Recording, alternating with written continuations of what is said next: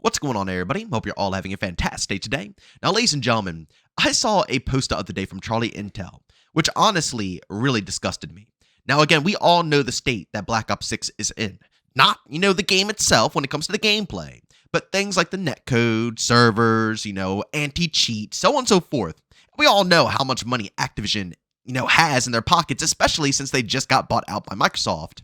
Well, ladies and gentlemen, we just got some statistics the other day that, like I said, it makes me a tad bit sick to see how much money goes into this game, this franchise, how much money is made from this franchise, yet and still, we still can't get the most basic of improvements to make sure that the overall experience is good in the Call of Duty universe. But, ladies and gentlemen, before we go and dive deep, if you guys are interested in more content just like this, don't forget to subscribe and hit that bell. I post daily here at 8 in the morning Eastern Time. And, of course, if you guys are interested in my live streams, I do stream Monday through Saturday over on Twitch, starting between 12 to 1 p.m. Eastern Time. Of course, if you guys are interested, I got a link to that channel down in the description of this video. Alright, so ladies and gentlemen, as you can see right here from Charlie Intel, news: Activision disclosed the cost to develop and sales of some Call of Duty titles. Black Ops 3 cost $450 million to make and sold 43 million copies. Modern Warfare 2019 cost $640 million to make and sold 41 million copies. And Black Ops Cold War cost $700 million to make and sold 30 million copies.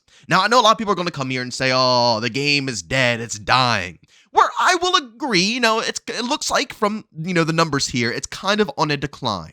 But I can't really talk about this because I don't, see any stats here for Modern Warfare 2 2022, Vanguard, which I'm assuming didn't do as good. I mean, let's be honest. Modern Warfare 3, which again, I don't think did as good as some of these other titles. And also Black Ops 6. But in all reality, I think Modern Warfare 2019 was, considered the peak. That's what Activision always said was, the best-selling game. But lo and behold, Black Ops 3 actually outsold Modern Warfare 2019 significantly with a lower budget. Can you actually believe that? But again, I'm not here to say Call of Duty is dying, not in any way, shape, or form, because clearly, even at their lowest, Activision is pulling in a ridiculous amount of money off of every single project that they produce. Well, I need to start saying Microsoft now, right? I need to start saying Microsoft pulls in a lot of money now off of all these titles that they are now producing.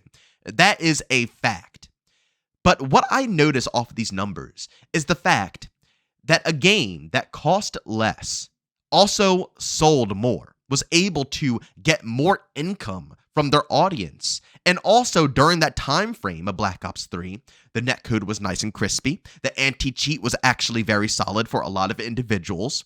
The servers were working, nice and good. They're not the best. I mean, Call of Duty servers were never the most outstanding thing in the world, right? But let's be honest here. Black Ops 3 had some pretty good servers compared to what we have nowadays.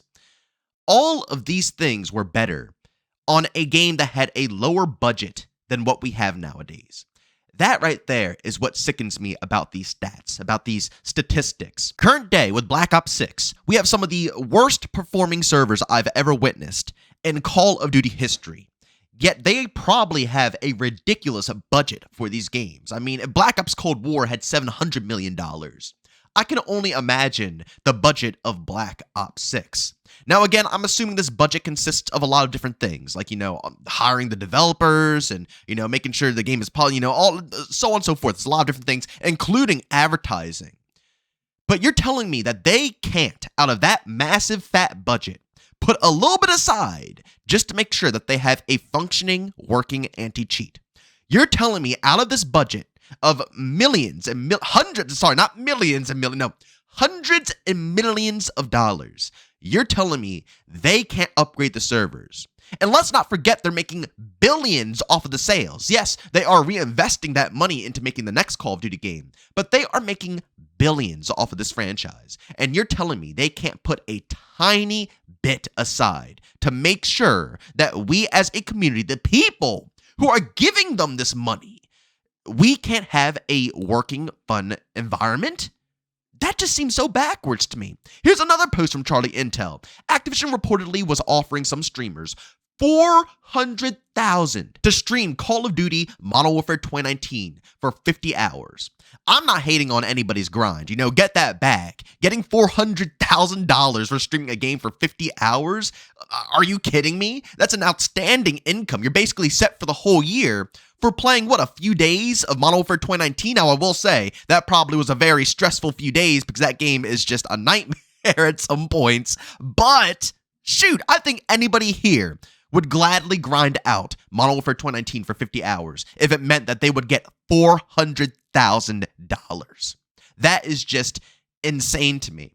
But it just further proves my point of where Activision is prioritizing. That number right there is only for one streamer, which means that Activision is openly, admitting at this point that they are spending millions and probably tens of millions of dollars to big streamers to promote their games, instead of, guess what, just simply making a good game and letting the fans come and play it, No, they are putting all of that money into advertisement. Imagine if instead of investing millions of dollars into getting streamers to play their game to advertise it, they used all of that money to give us better servers and a better anti-cheat to the point where those streamers will just come and simply play the game because they want to play the game, right? You wouldn't have to pay the streamers. You wouldn't have to pay people to actually give your game a shot if you would invest the money in the right places. This is what sickens me, ladies and gentlemen. That right there is what sickens me. The priorities of Activision. They are more worried about, once again, getting their quick buck out of their yearly cycle game. And that right there is why I hate the yearly cycle. Because it just, further pushes into that mentality of, okay, we don't have to actually put together something solid here. All we got to do is advertise. Heavily advertise. Again and again and again. Get it over every single billboard, on buildings. Get all the biggest streamers to play our game. So on and so forth.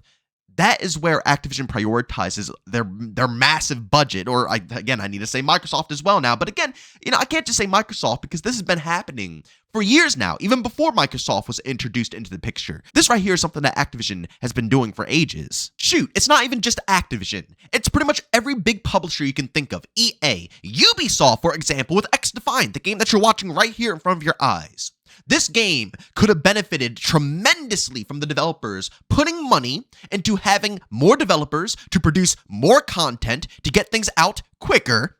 Wouldn't that be phenomenal for X-Defiant? But guess where their budget went? Guess where their budget went? Their budget goes to putting in random streamers who never play, FPS games like this, who their audience probably gives two craps about these type of games, but their budget is being sunken into those individuals to try to gain hype off of, their advertisements.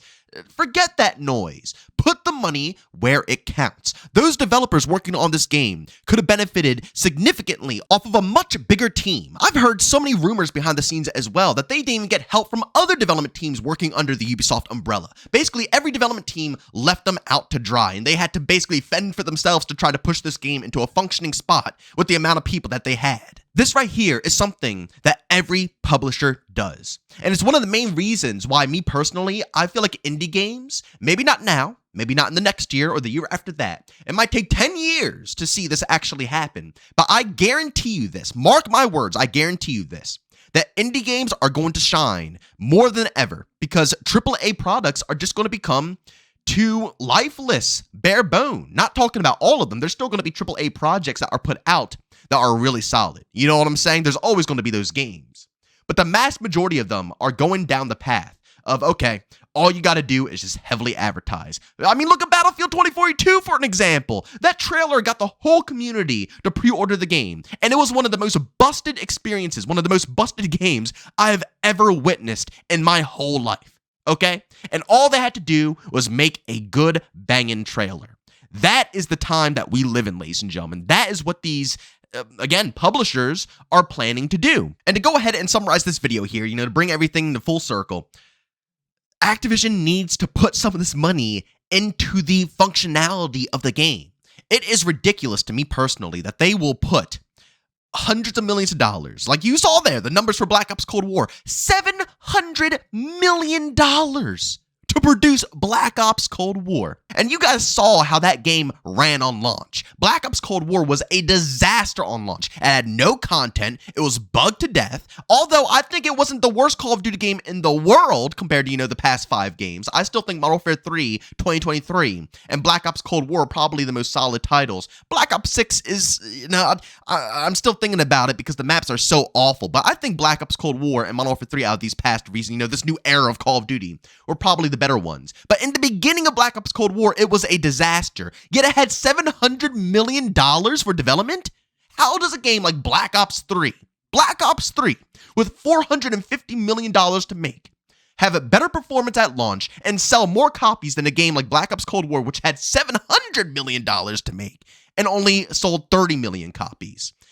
Guys, this is just, it's insane. It's absolutely insane. Where's the money going? Is it all going to advertisements? Because that's what it sounds like. It sounds like they're just using all the money to pay off massive streamers and to, advertise the game everywhere. So people just see, oh, look, new Call of Duty game, let me pick it up. Instead of actually putting that money into making sure the game functions first and then advertising afterwards. But it works, does it not? They still make billions of dollars.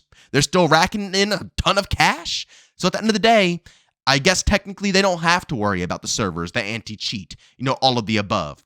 But still, regardless, with my morals, it sickens me to see that all this money is going into advertisement over actually making sure the game is fun for their core fan base, their audience. Well, ladies and gentlemen, as always, if you enjoyed today's video, leave a like. If you hate it, leave a dislike. Don't forget to subscribe and hit that bell. I post daily here at 8 in the morning Eastern time. And of course, if you guys are interested in my live streams, I do that Monday through Saturday over on Twitch, starting between 12 to 1 p.m. Eastern time. Of course, you guys can find a link to that channel down in the description of this video. But as always, thank you for tuning in, and I'll see you all next one. Peace out.